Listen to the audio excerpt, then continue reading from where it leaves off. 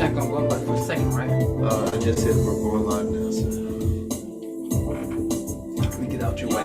Listening to the voice 17104.com. Welcome to Did You Know podcast. Your host Richard Utley, dedicated to the African American viewers. The program is aimed to celebrate African American culture and deal with the real and relevant topics that impact the everyday lives of the African American community through frank and insightful dialogue with local and national influencers. Every day, there is another horrible, discouraging news story, directly or indirectly, impacting African Americans. But we need to look at the shining stars in the galaxy of Black America. It is time to tell our story.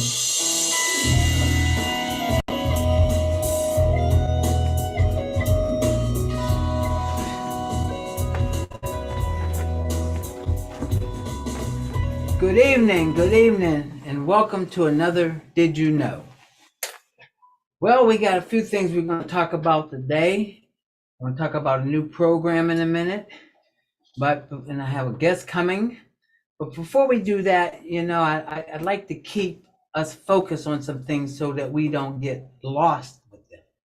And the one is, and I'm going to keep bringing it up occasionally, we all know what happened during the 2020 election. And we know the next big election's coming up in 2024. But I don't want us to wait till 2024 before we start to get ourselves together and before we start to make sure that things that are happening that is to our benefit. And the reason I bring that up, because all of you know that after the election, there's been about 25 states that has been trying to reduce the ballot boxes. They've been trying to change the polling sites. They've been trying to restrict the early voting, to create long lines so that you could get frustrated and go home. We can't let that happen. So I'm going to keep reminding you that we need to keep our eyes on state government. Not only we need to keep our eyes on state government, but we need to make sure that our elected officials are accountable to us. So you need to ask them what their feeling is about the election. You need to find out if they want to require you to have an ID. We can't wait till 2024 to do that. We have to do that now. All of you know one of my biggest concerns is that a lot of times we traditionally have waited till the horses already out the barn and going up the trail before we realize there's a problem there. So I'm going to bring that up occasionally because I think it's that important. I think it's important that we start to develop coalitions. I think it's important that we start to make sure that our elected officials are very accountable to us. As we all know, the primary will be coming up pretty soon, and there will be, positions up for county commissioners. There'll be positions up for district attorneys. There'll be positions up for district justices, city council, and school boards. And as I've said to you before, hopefully we already have some candidates that have decided that they're going to run, but we have to support them. We can't ask people to run for office and then we don't support them. So if they have our best interest, then we should have their best interest. So I'm going to continue to say that because I think that's very important. Because a lot of times I think that they think that we're not a politically astute community, but we are a politically astute community if that's what we want to be. So I'm calling on the elected officials, the community leaders, the church leaders to start to educate us, to help us be prepared for the battle that we have is going to take place. So I'm going to remind you of this occasionally. The other thing, real quickly, this whole thing about history, American history, Black history, and all of this concern and what should you teach a kid and what should you not teach a kid. I mean, I was reading something the other day that the governor of Florida, he doesn't have a problem about you talking about Rosa Parks but he has a problem. She's saying a black woman and she sat in the back of the bus, or she had to go to the back of the bus. You can't take history and make it all pretty. History has all kinds of good, bad, and indifference. And that's why I think it's very important that we, especially as a people of color, that we need to teach our own history to our own children. So stop waiting on somebody to teach your children history. And I believe that if we would teach our young people history, I think a lot of them would have a very different attitude. I think they will have an attitude of being proud. I think when they found out that we had great pharaohs, and kings, and queens, and I think they'd be very proud. Just like I think people would be very proud if they found out that we invented a lot of things. We didn't get credit for inventing a lot of things, or you just didn't know that we invented a lot of things. And so I'm going to start the next program to at least bring up 2 history things that we need to know about. I'll bring up. But the other thing is that I'm going to remind you it's your job, my job, the community job, to teach some history about us. You know, I was reading something in the Pittsburgh Courier, and they were reprinting it from the Chicago Crusader. And I read it and I found it to be very interesting. I just want you to think about it and do your own research. And it says, do we have unrealistic expectations regarding crime? And I read both articles, and I'm not going to get really into the deep of the articles, but I just want you to think about it. And it talks about, we talk about reducing crime. Everybody that runs for office, the first thing they say is they're going to reduce crime. Well, how are they going to reduce crime? And we hold people accountable for that. Sometimes we talk about, we want to hire more policemen. Is that really the going to solve it all? I just want you to think about these things. Sometimes they say the lack of jobs. That's the reason why crime is running rampant in our community. Now, I just want to put some things in perspective that I read for you to think about it. And one of them was, one of the parts was, there's a lot of money among criminals. Think about that. Think about that. Ooh. We talk about a lot of rappers that lose their lives of craziness. Sure. They have money too. The other thing it talked about criminal behavior. And we have some people in our community that have criminal behavior and they're not going to change. But at the same time, I think it's up to us to let them know that we won't tolerate it in our community. You know, I'm very bothered and very troubled, and I bring this up all the time about not only black on black crime, but crime in our communities where your fathers and your grandfathers cannot sit at the table. And the reason they can't sit at the table is because the reason why is because of crime. So I just want you to think about those things. They talk about, you know, we look at black youth and we talk about, well, yeah, sometimes they need to have more recreation opportunities, but we need to hold black youth accountable, like we need to hold everybody in our community accountable.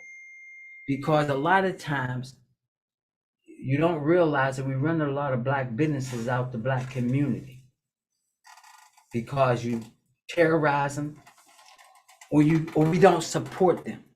And my big issue is how we're not going to support people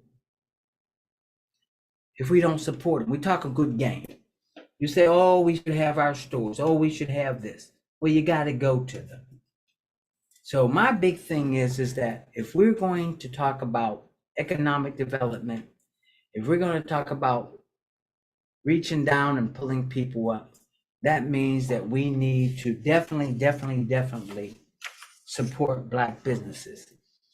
And with all that, I have the good fortune today to have a guest on.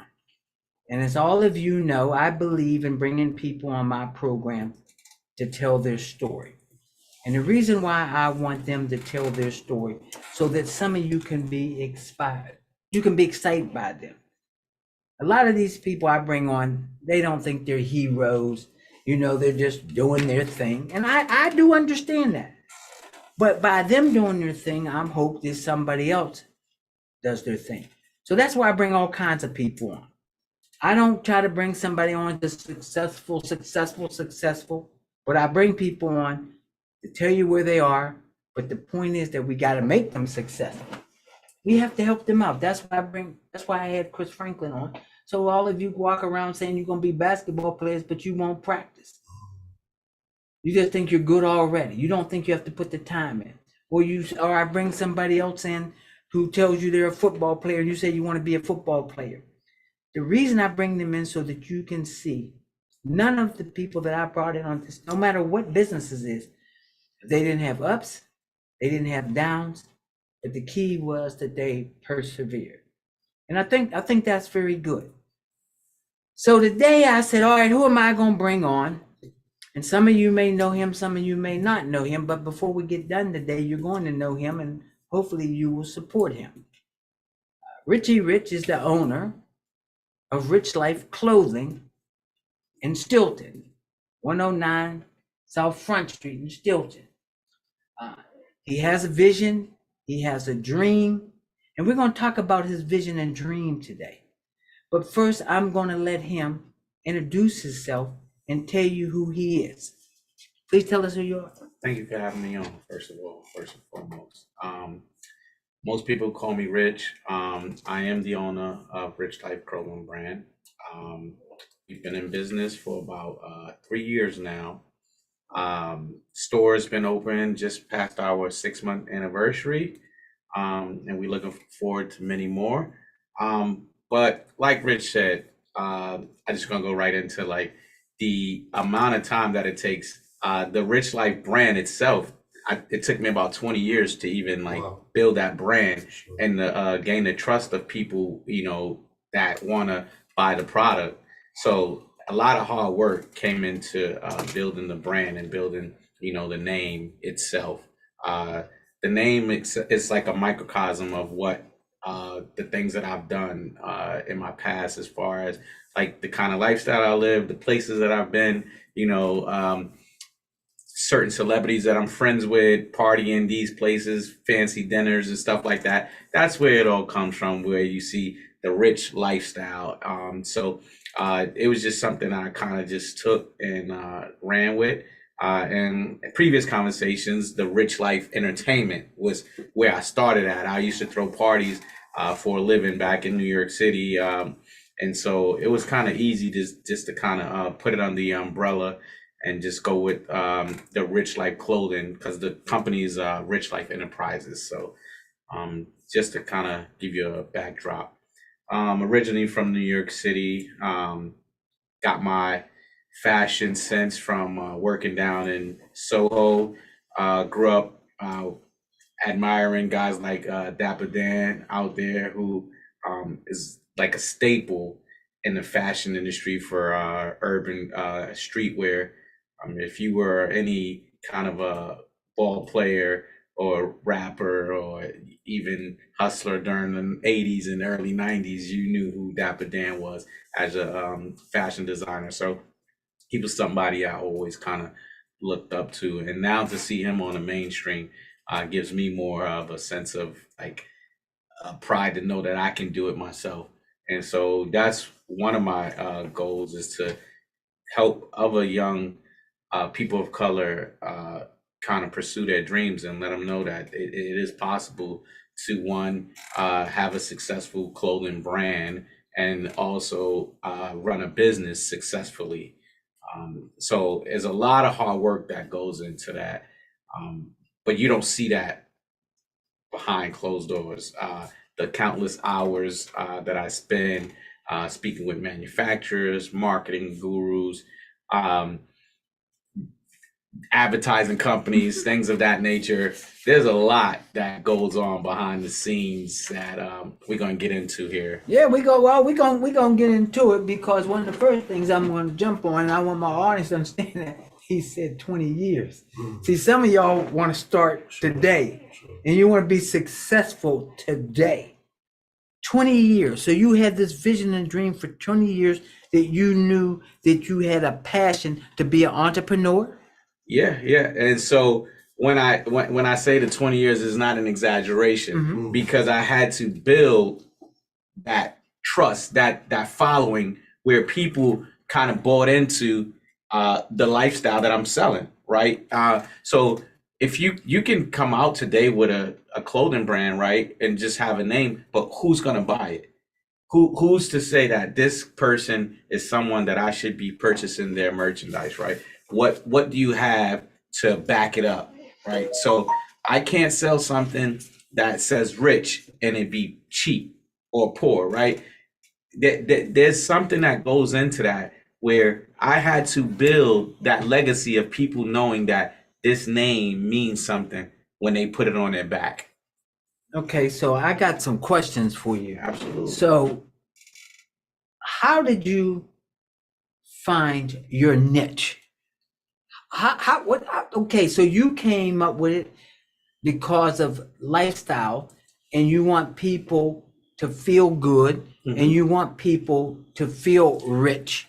So clothing has always been something that's been in my life since, as far as back as I can remember, getting dressed up on Sundays and every holiday. My mom always made sure, we looked great.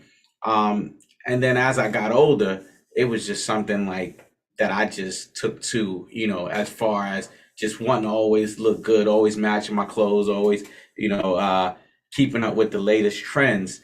And I never thought that, hey, I would be one to design, but I had the influence to get others to follow what I was doing. So I never really thought that I would be the one who would design the clothing. And that's kind of how I got into it, where I was the influencer of other people's brands. So I wore one of my high school friends' clothing. Her name brand was Iconic. And then I had another local brand, which most of you may know, Major Prep. Okay. So I wore Major Prep for about 3 years. And everyone would ask me, hey, whose brand is that? Is that yours? And I would say, hey, this is my bros. You can go check him out, majorprep.com, or you could check him out on his website or his Instagram. And people would just like, oh, let me know when you do your own thing. And so that's where the inspiration came from, where I was like, you know what, let me see if I can do this on my own, right? I had a phone call with Brian. I talked to him, asked him how he felt about it, asked him if he had any information for me, any advice. I took all those things into consideration before I kind of just jumped out there. Started with 5 t-shirts and it kind of just sold out right away. And after that, I mean, it just took off like wildfire. So. Oh, well, and of course, I've had Brian on my program, and I've had Brian on my program. But one of the things he said to me one day, and it made sense, and you're reinforcing it now. I said something to him, and basically it was like, why would I wear Nike? Or why would I wear such and such? Why wouldn't I wear my own brand that I'm promoting? And I thought that was very interesting. And not only I thought it was very interesting, it's very true. So you're absolutely right. You sell what you believe in. Okay, so you figured that part out. So what made you target the audience that you knew who would want to buy your clothes? So the target audience is basically my followers, right? That you kind of have to know who's going to purchase your products before you start selling it, right? And that's with anything. I mean, even if you're selling water bottles, you have to know, am I targeting marathon runners, or am I target 5K runners, or am I just targeting kids that's on a basketball court, right? So you have to have an audience before you can actually build the brand. So I had to know that I had people willing to spend X amount of dollars on a t-shirt or sweatsuit or a hat before I priced myself, right? Before I figured out the demographic that I'm going to promote this brand to. So, I mean, research, and that's where we go back to what you said about overnight success, right? There's no overnight success in entrepreneurship. It took, like I said, I've been in business for 3 years. How many amount of losses that I've taken in that time? People will never see that, but they see that I continually put out product, right? So once I was able to figure out my target audience and my target price range, that's when things were able to kind of like come to where the ball was rolling and I knew what I could do. So okay, you pretty well explained your brand, Rich Life, and that's to give people the feeling of rich life and being very positive, I'm assuming. Yeah. So And- rich, you can be rich in anything, right? So the rich life thing comes from like you can be rich in money, rich in family, you can be rich in love, right? I have a couple slogan t-shirts where I've used those kind of things. Rich mom, rich dad. So the life is just everything that culminates all together where you talk about putting in like, everything flowing. So the rich lifestyle is not just about money. It's about just being able to wake up every day and be happy about something. and I guess you would say part of this is the perception of looking good, Yes. feeling good, and There you believing in good. And what made me think about this, and my audience doesn't know this, that my father was a tailor. My father was a tailor in Pittsburgh, and everybody knew that, he was a tailor. Mhm. Nelson the tailor. That was my father's name. And my father always, even though he was going to work at a cleaner's or whenever, he always dressed up. Mhm. And he used to carry a attaché case with chalk, all of that, because he felt that if he was going to work on somebody's clothes, if he was going to tell them, he wanted to look the part. Yeah, And absolutely. I even got that from, and audience will laugh about that. Even when I used to go, or still do, if I was gonna go buy some shoes, I would go in the store and I knew what kind of shoes I wanted. Mhm. Don't ask me why. And this man would articulate the shoes to me, but I would look to see what kind of shoes he had on. Absolutely. And I'd be amazed. He trying to sell me $50 pair of shoes, and he only got a $7 pair of shoes on. Absolutely. And that bothered me because I thought he should have looked like What he was selling. trying to sell. Absolutely. So the other issue is, how did you come up with your design? So the designs are something that's piece by piece. The logo itself is something that was I reached out to a graphic designer that had did my entertainment logo, the Rich Life Entertainment, and we kind of just tweaked it a little bit. And I just fell in love with the font, right? I didn't want to go with an animal or a money sign, anything like that. I just wanted something simple, bold, and made a statement, right? So the greatest thing about that, the Rich Life brand, is that people automatically draw to the slogan, right? Right away, people eyes draw to Rich Life. What is that? How much does it cost? Why does it look so good, right? The second thing is that it's very, very neat. It doesn't really take away from the velour or the cotton, the satin, whatever kind of fabric you're wearing. It makes a statement, right? It's not too broad. There's not a lot of rhinestones and diamonds, things like that going all over the place, and it still gives that Clean look? exactly. Okay. That makes it look like that it costs a lot of money. Okay. I think we have your website. We're Yeah. going to bring your website up to the audience so they can look at it for a minute. Stylesbyrichlife.com. Yeah, we got it already on Mhm. here for you. Mhm. We're going to bring it up so people can, if you want to comment, you can as you. Yeah, right now, You can see it up. Right now, we got 20% off all clearance items. You just got to click that clearance button right there, and it'll take you to everything that it's on clearance. We just dropped some new Easter sets as well. that's on there on the website under new arrivals. Yeah. So the website has been great. It's been a great asset to me nationally, but the store is what saved the company, right? Had I not opened this store, which is located still in, I don't know where I'd be right now from saying 6 months from where I was ago. The support in Harrisburg has been tremendous. It's like something that I've never seen before. People that I've talked to have always said, hey, it's brick and mortar, it's not going to work. The people are not going to support you. And right now, 90% of my sales come from brick and mortar store. I mean, we're talking about walk by traffic, people that I never knew before, people who don't follow me on social media. How do these people know about it, right? It's word of mouth, right? And when we all get behind each other and we all support something, great things happen. So And that's just, that's from the beginning of time, especially with people of color. When we all support each other, great things can happen. Honestly, you'll find this a funny story. Before I got on air, I called him up. I said, all right, where are you at? He said, hey, I got somebody in the store. He said, I'll be there as soon as the person leaves the store. And I said, okay. Because what he was saying, look, Brother Utley, it's about money. I got a customer in here.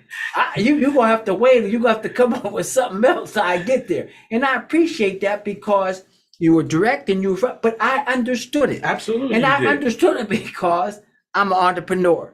Yeah. Him and I had great conversations about conscience. A lot of you know, I put shows on and stuff, and we were laughing about some days it was good, some days it was bad. But one of the things that's important is that, like I said, that we have to support you. And it's at 109 South Front Street in Stilton.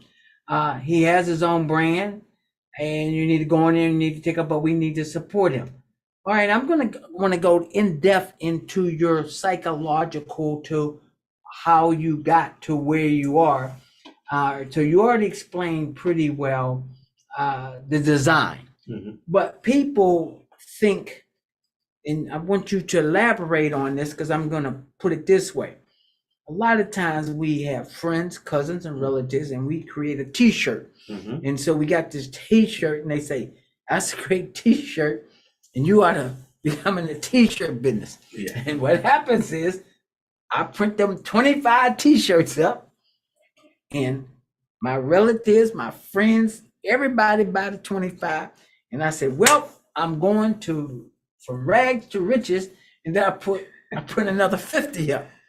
And then I get another 50, and I still got them in the box. Yeah. So all of a sudden, wow.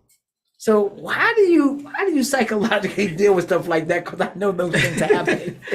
Well, that comes apart where I talked about taking the losses, but the printing of the T-shirts. So I started with 5 T-shirts. Okay. I remember the day I posted them on Instagram, and like people already was like, let me get that side. So I went from 5 to 25 to 100, and it took me a while to get rid of some of them colors and some of them sizes, because I did think, oh man, this is it right here. And I do still face those adversities every season where I make something and I think this is a hit, and it's not what it's supposed to be, whether it be a design, whether it be a color, whether it be sizes, right? Sometimes the fit is just off and people just don't like it.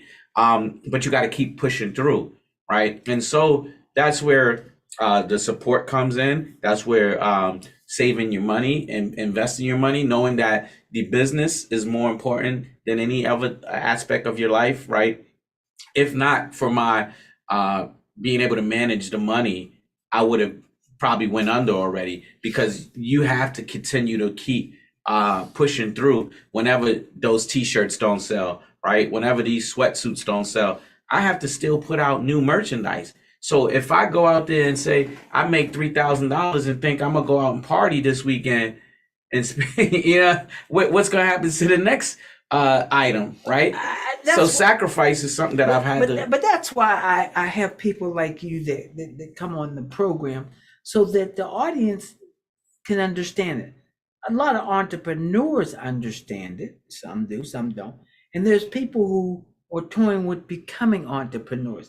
They think it's instant. I mean, I have people all the time who come to me and say, "Oh, you own the Central Pennsylvania Black Directory. Oh, you're doing good. Oh, you own the Civil War. World War II stuff."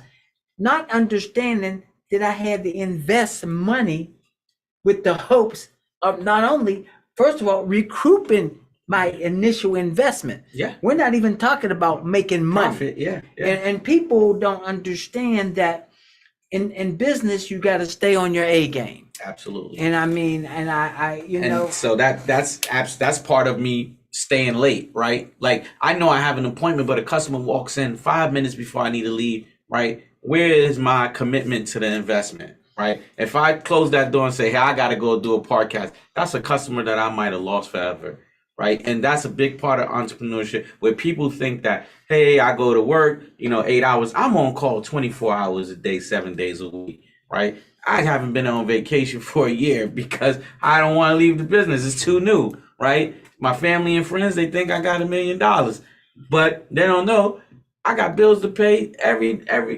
double. So sometimes it looks great. We do all the hard work. The glamour never gets recognized, right? Because there's no time for that. It's all about being consistent. It takes 10 years to build a successful brand. I'm only still in year one, right? The store's only been for 6 months. Most businesses falter within the first 6 months. We don't start making profits after 2 years. Right. So, well, you're on the track to doing that. Like I said to my audience earlier, I did call you, but I understood it. Now, some people would have been all upset. They would have been all angry. Audience, I came in and I said, "Well, you have to be creative, brother. You're a professional. You've been doing this. I've been doing it, so you got to come up with something." And I do have something just in case. I'll bring it up the next time. We don't need to bring it up today because as soon as he walked in, audience, you probably didn't see me. I went because I had some other stuff. I already had some other stuff I was ready to bring up. What people don't understand. Okay, you have this business. Would you explain to them that you have to do it all? And when I say you have to do it all, oh, you talking about all the hats that I gotta wear? Not the hat. The hat you gotta wear, because people think they walk in the store, they don't know that you have to pick the type of hangers. They don't know that you have to do the shelves and the racks. They don't and the type of display. See, they don't know that because they go in, they see a finished product. Will you tell them that the thought process that you have to do to figure those things out to make that place look the way you want to make it look? Yeah. So every day I have a to-do list where I have to do inventory counts on trash bags, hangers, receipt paper, inventory, things like that, right?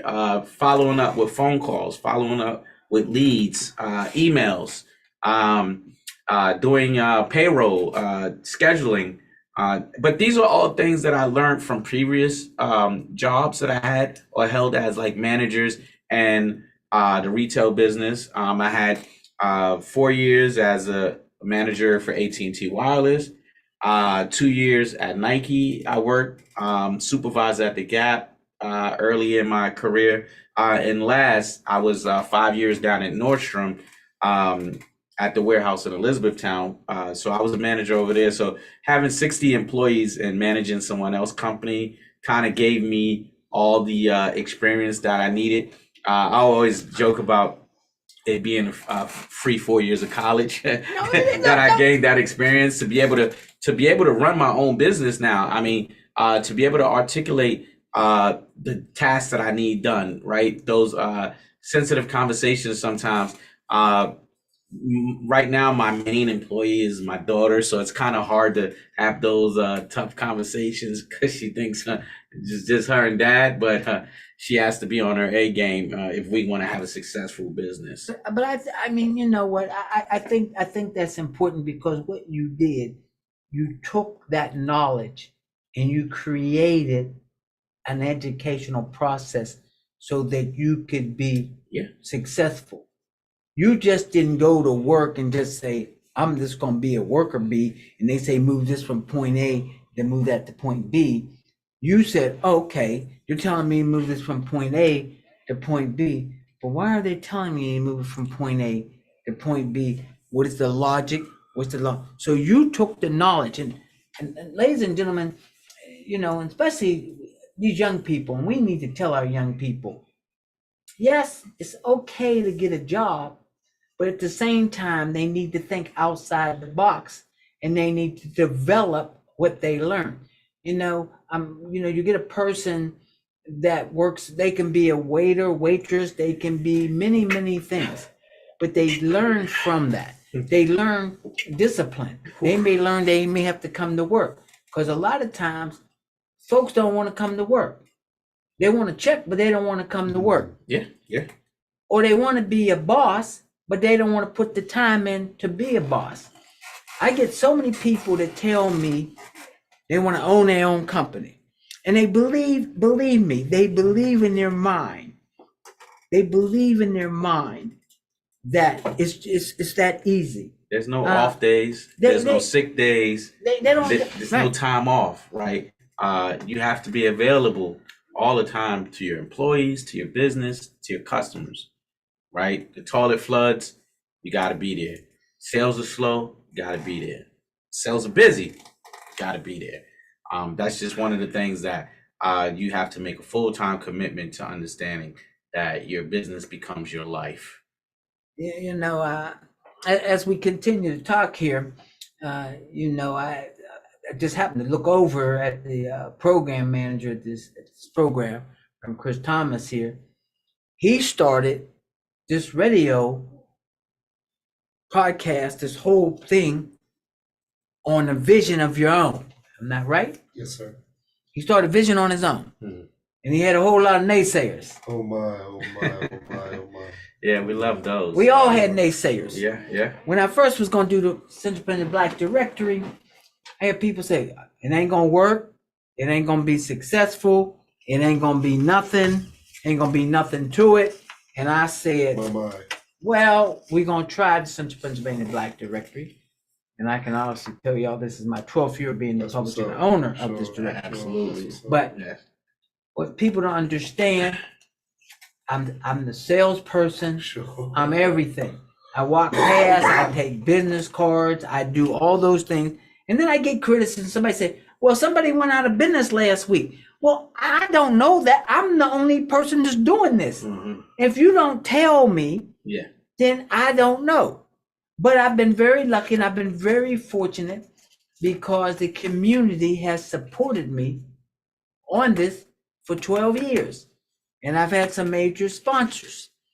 Now, most of you know about the book, and Pittsburgh and areas had them. I put history in mind. And why did I put history in mind?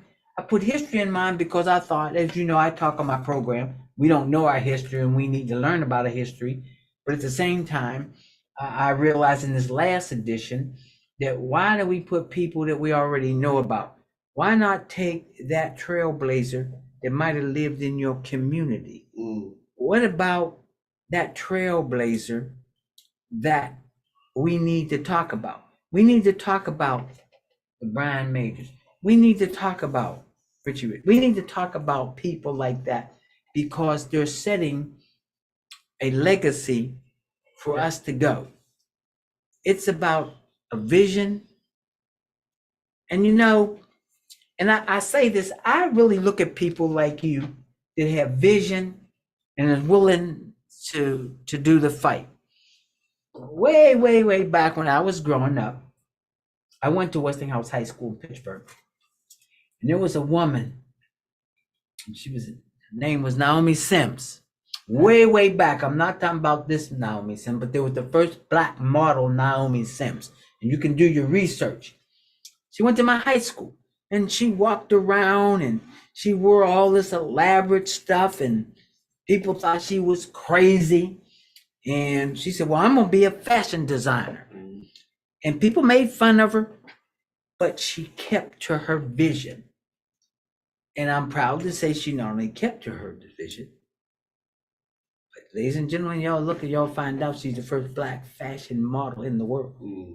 Way back, not the now. Yes, she grew up in Western PA and she went to Westinghouse High School. Oh. I remember people sitting in her home crying because she would wear some elaborate stuff that folks wasn't ready for. Yeah, but she had a absolutely. vision.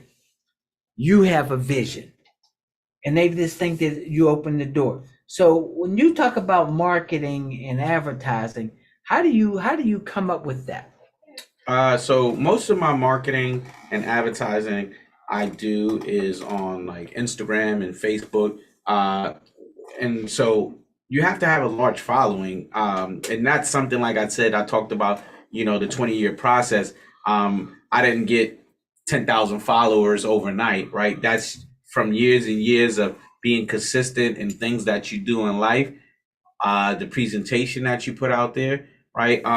So one of my customers one day, they came and they spent some money and they bought something. They said, the reason why I came in here is because I like the way you move around, right? And he says, I move vicariously through you, right? I have a family at home, but when I see you on those vacations and I see you out partying, man, I'd be rooting for you, right? Because that's the kind of lifestyle I wish I was living, but I'm a married man, right? So I market a lifestyle that some people want to live, right? No question. And so when I do that when they put those clothing on, they sometimes might feel like I'm, even though they're not in the same place that I've gone, but they feel like they've been there before because they representing the same thing I'm representing or wearing the same clothing that I might have worn. And I think that's good, and I think it's positive for young people. I think that we have to be role models for young people, and we have to show young people that that they can be what you're trying to be, but we need to help you be there. Yeah. I'm amazed at all of you out there that whether you wear Nike or whatever you wear that brand and you buy it, but there's no relationship to them. You do have a relationship with him. If nothing else, he's your brother.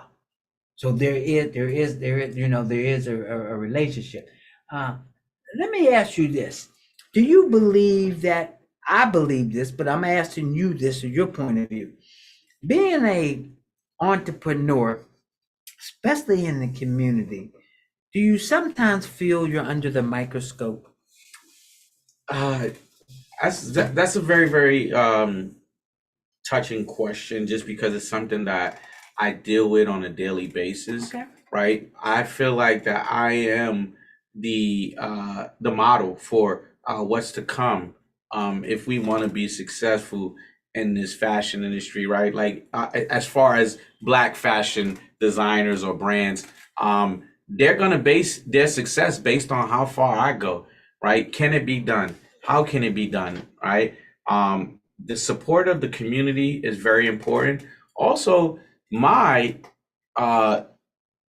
activity in the community, right? Me being a positive role model for those who are in school right now who are looking to be, they only looked at Ralph Lauren, Gucci, Phil Knight for Nike, right? Now they have someone who looks just like them, right? So when my daughter comes into work and we talk and we say, hey, we are the trailblazers, you're going to be the foundation for going forward for the community. People are going to be looking to us to say this can be done or it can't be done. So we have to continue to be the groundbreakers on everything. So we do live under a microscope, right? Where we don't have that luxury of a button being missing or a zipper being broken, right? Because those companies have 20 years, 40 years of history where, it's okay for Nike to have thread hanging out, or it's okay for, Polo to be missing a button. I'll just go return it. Whereas when folks come to my store on the first, if something were to go wrong, it could leave a bad taste in their mouth where they might never come back. We've given McDonald's thousands of chances to mess up our order, and we continue to go back. So we have to really, really like support. What I mean, and it's not financial support, right? We're not asking that you come in and spend all your money as a black business. We're saying, hey, if something goes wrong, give us a chance to fix it, right? Give us a chance to earn your money. Give us a chance to earn your respect. Give us the chance to get that credibility, right? Because you got to understand, we're first generation entrepreneurs. We're first generation business owners. We're learning on the fly. No one has given us anything. No one has told us anything, right? This is all money that we've saved. Nobody left us anything, right? We didn't go to college for this stuff. I don't have any famous friends that's giving me money or a rich daddy that called in a favor, right? So this is all stuff that we are learning on the fly, right? I've been in business for 3 years doing this. Give me a chance to earn your respect.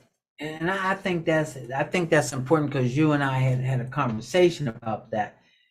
I believe that we are under a microscope, and you're right. We can't get it wrong. We can get it. We're human like everybody else. Mhm. But that's not only in the clothing industry. That's in a lot of positions that we're in. There's not somebody has a sign that say it, but we know that we're in the top seat, and we're the trailblazers, and we want to make sure that we do what we need to do so we can leave a legacy for somebody else to come on behind. And like you said, I've heard it growing up, and I still hear it. It could be a store.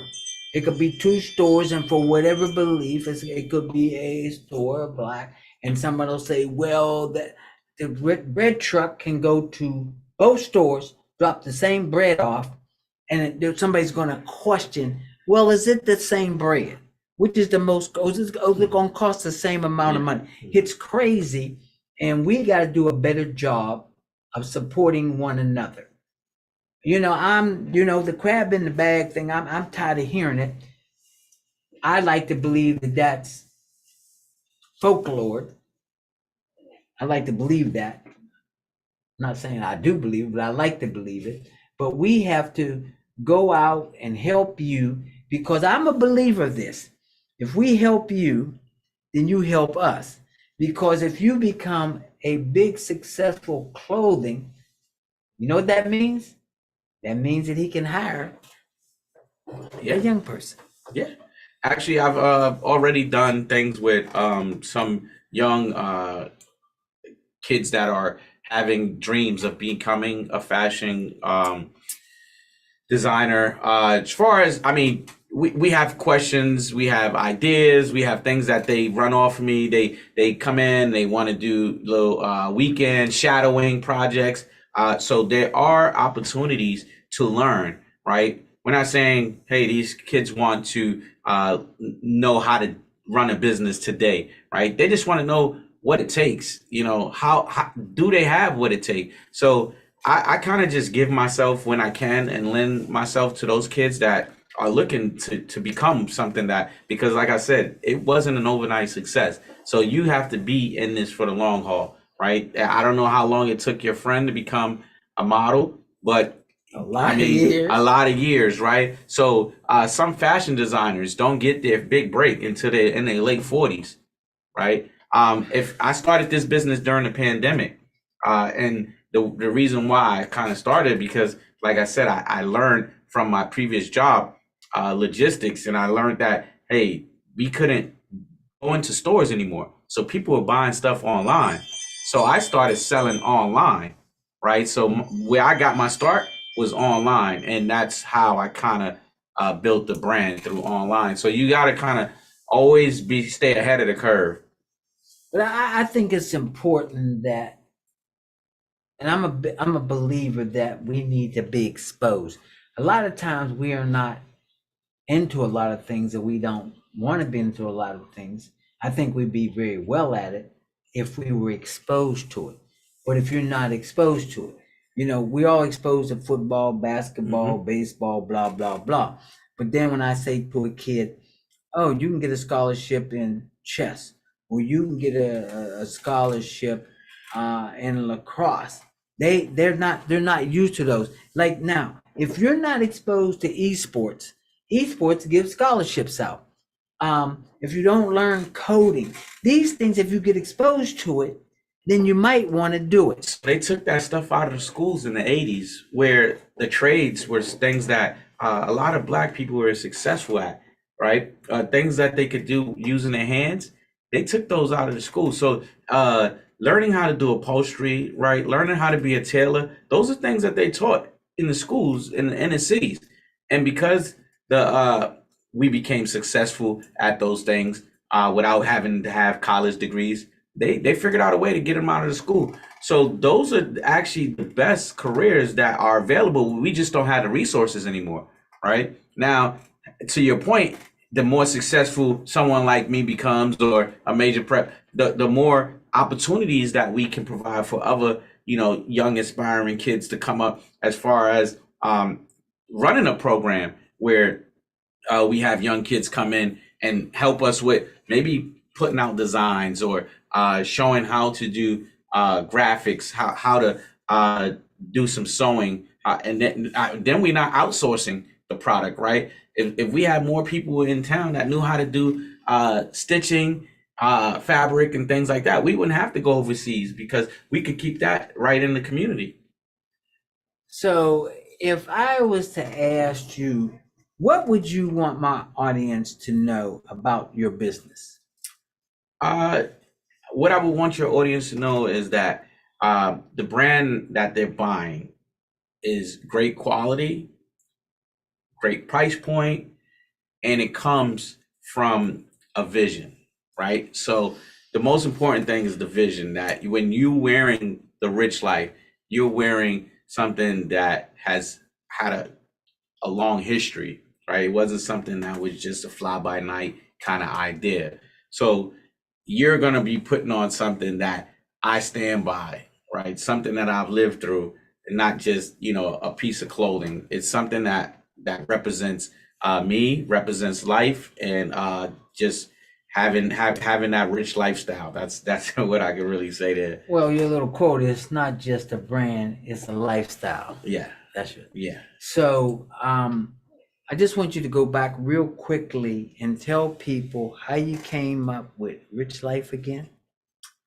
So my nickname from when I was a kid was Richie Rich. And so I kind of just, once people, started just calling me Rich, and then it became, just a part, like my life. So the life is just, my lifestyle and the things that I've accomplished and done throughout my life.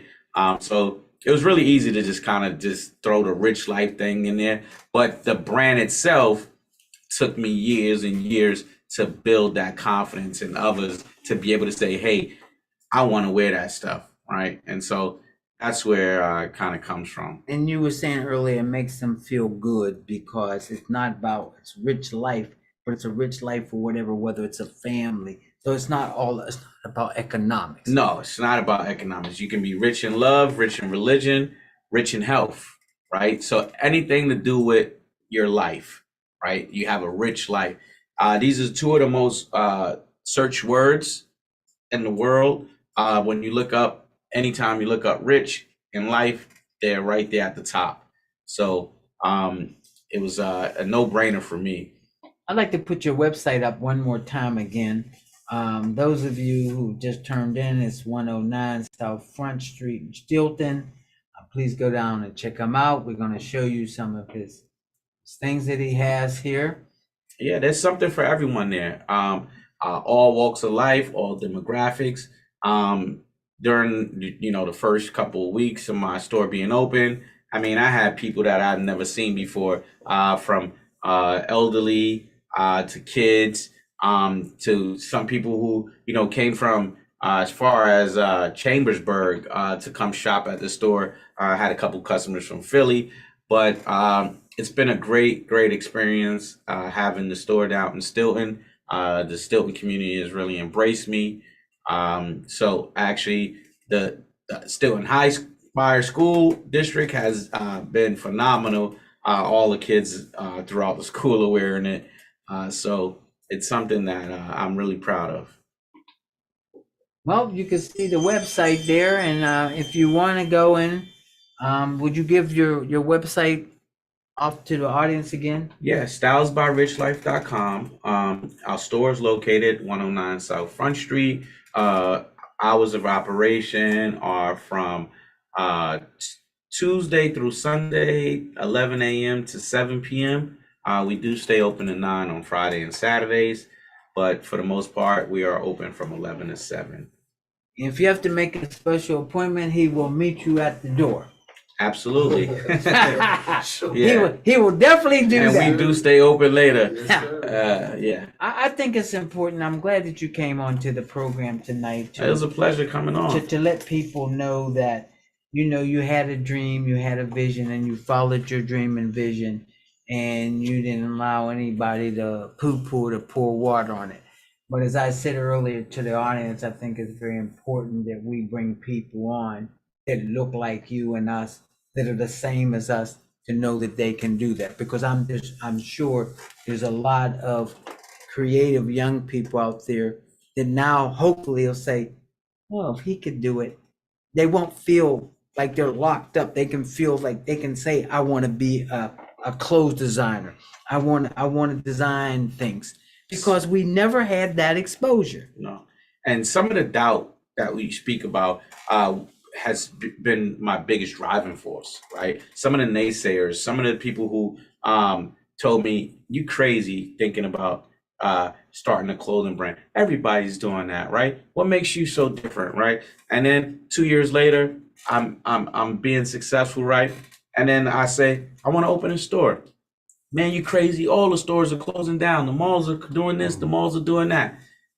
Don't worry. They've never had a store like this before, right? 6 months later, here I am, right? So I needed those doubters. I needed those naysayers to continue to drive and push me. But now those naysayers are my biggest fans.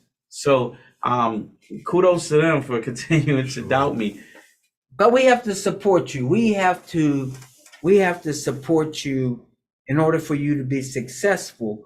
But at the same time, not only for you to be successful, but that you can reach down and maybe you can, because I'm a believer that entrepreneurship is very important into the minority community.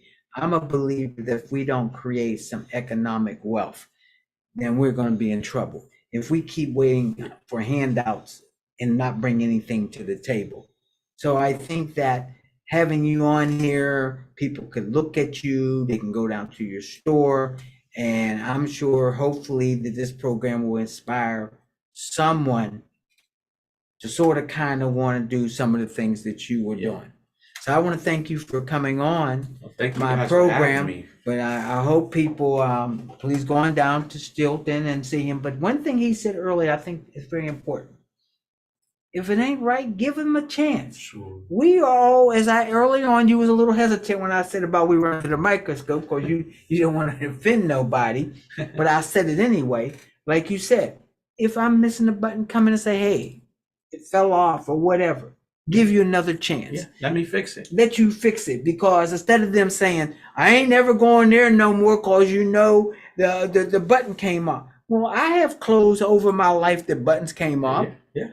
I've had clothes that didn't fit the certain way. You go back and you take them. Mm-hmm. So like you said, you've been going back to McDonald's after they got your order wrong 15 times. So you can at least give him 1 or 2 chances. So thank you again for coming on. Thank you, guys. And I'm looking forward to telling people to go down there. Thank you for joining the Richard Utley Show on The Voice 17104. We will be here on The Voice 17104 every first and third Tuesday from 6:30 p.m. to 7:30 p.m. That's it, man. Do you take any Once calls? again, thanks for viewing. Any Remember questions to from me? visit us on Facebook. I didn't take the telephone calls tonight. I can take calls